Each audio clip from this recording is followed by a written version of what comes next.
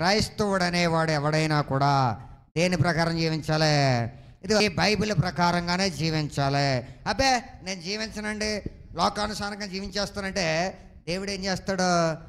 ఆత్మీయ వ్యభిచారం కింద కేసు బుక్ చేసి నిన్ను కూడా లైఫ్ లాంగ్ జైల్లో, ఏంటమ్మా అగ్నిగుండంలోనే, జైల్లో సుఖం, అగ్నిగుండం మహాప్రమాదం, అగ్నిగుండంలో పడేసి అస్సలు బయటకు రాకుండా చాలా జాగ్రత్తగా చూసుకుంటాడు. ఎందుకంటే ఆత్మీయ అక్రమ సంబంధం పెట్టుకున్నావు నువ్వు. ఏమక్రమ సంబంధం? అది ఆత్మీయ అక్రమ సంబంధం. అనగా దేవునిలోకి వచ్చినా కూడా బైబిల్కి వ్యతిరేకమైన జీవితాన్నే నువ్వు కొనసాగిస్తున్నావు. హల్లెలూయా. అంటే నీకు స్వతంత్రత అనేటువంటిది వచ్చాక కూడా, దేవుడు స్వేచ్ఛ అనేటువంటిది ఏర్పాటు చేశాక, దేవుడు నియమాలు నిబంధనలు కట్టడాలు ఆజ్ఞలు పెట్టిన తర్వాత కూడా నీకు నచ్చినట్లుగా బ్రతికేస్తాను అంటే దేవుడు ఏమంటున్నాడో అస్సలు ఒప్పుకోను అంటున్నాడు. ఎందుకంటే ప్రతి మనుష్యునికి కూడా స్వాతంత్ర్యాన్ని ఇచ్చాడు, స్వేచ్ఛనే ఇవ్వడం జరిగింది.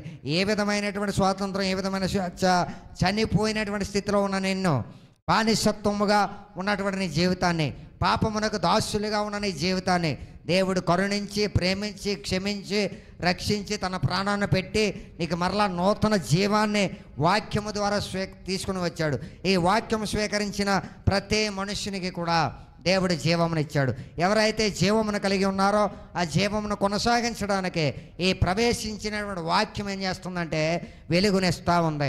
ఈ వెలుగునిచ్చినటువంటి వాక్యం వారిని ఏం చేస్తుందంటే స్వతంత్రులుగా చేస్తుంది, అనగా వాక్యానుసారంగా బ్రతికేలా చేస్తుంది. హల్లెలూయా. ఈ రోజున నీలోకి ప్రవేశిస్తే ఆ వాక్యము నువ్వు కూడా ఎలా జీవిస్తావంట? స్వేచ్ఛగా జీవిస్తావు. అబద్ధాలు ఆడినంటే నేను ఆడను, ఎందుకు ఆడాలి? బూతులు తట్టమంటే బూతులు తట్టను. అమ్మా ఇలాగా బైబిల్కి వ్యతిరేకమైన దానిని దేనిని కూడా నువ్వు చేయడానికి అసలు అంగీకరించవు. ఎందుకు అంగీకరించవంట? సత్యము నేను స్వతంత్రత చేసిందే, సత్యమందు నువ్వు ప్రతిష్ఠ చేయబడి ఉన్నావు. ప్రతి క్రైస్తవుడు కూడా వాక్యం అనేటువంటి సత్యము ద్వారా ప్రతిష్ఠ చేయబడి ఉన్నాడు. ఆ వ్యక్తిలో సత్యం అనేటువంటిది మాత్రమే ఏలుబడి చేస్తుంది. హల్లెలూయా. ప్రభు అయినటువంటి యేసుక్రీస్తు వారి రోజున సమస్త మానవులందరినీ కూడా విడుదల చేయడానికే ఈ లోకానికి వచ్చాడు. చూడండి లోకా సువార్త, ఈ విడుదల ఏంటో మనం చూద్దాం. లోకా సువార్త 4వ అధ్యాయం, లోకా సువార్త 4వ అధ్యాయం 18వ వచనం. లోకా సువార్త 4వ అధ్యాయం 18వ వచనం.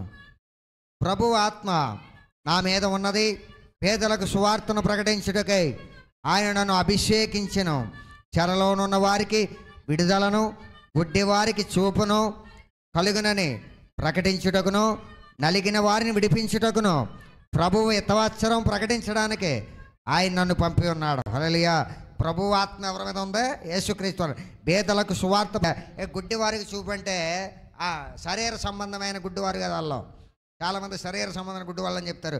ఇక్కడ గుడ్డివారు అని ఎవరిని ఉపయోగించాడంటే ఎవరైతే మనోనేత్రాలు మూయబడి ఉన్నాయో, సత్యమునకు ఎవరైతే అవిధేయులుగా ఉన్నారో వారి కళ్ళను తెరిపించి, వారి గుడ్డి కళ్ళను తెరిపించి సువార్తను ప్రకటించి నలిగిన వారిని విడిపించి, పాపం అనేటువంటి బానిసత్వము చేత నలిగిన వారిని విడిపించి, పాపం అనేటువంటి చెరలో ఉన్నవారిని, చెడు వ్యసనాల్లో చెరలో ఉన్నవారిని విడుదల కలుగజేయడానికే ఈ రోజున యేసుక్రీస్తు వారు ఈ భూమి మీదకి వచ్చాడు.